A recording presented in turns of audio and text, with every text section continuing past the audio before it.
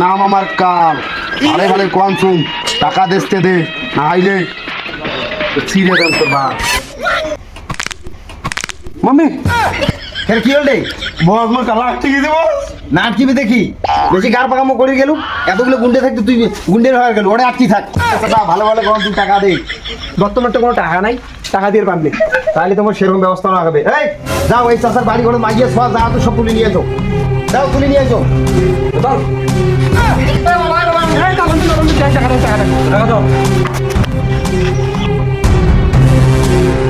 তোর কটা গাইছে?